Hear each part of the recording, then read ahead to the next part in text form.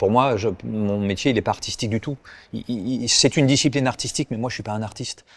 On peut te voir lire, entre autres, des œuvres de Victor Hugo, Apollinaire, Annie Lebrun et Robert Desnos, qui sont des poètes surréalistes. Qu'est-ce que la poésie t'apporte et pourquoi souhaites-tu la partager / la rendre accessible?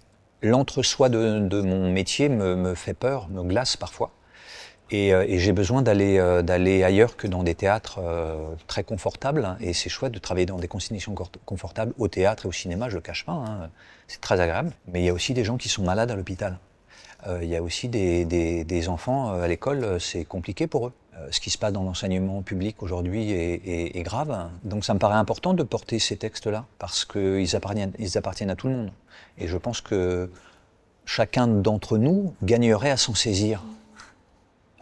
Déjà pour soi, d'un point de vue complètement égoïste. Pour moi, mon métier, il n'est pas artistique du tout. C'est une discipline artistique, mais moi, je ne suis pas un artiste. Par contre, Victor Hugo, oui. Amadou Hampâté-Bâ, oui. Pourquoi? Parce que moi, je réinvente rien. Je réinvente pas le monde.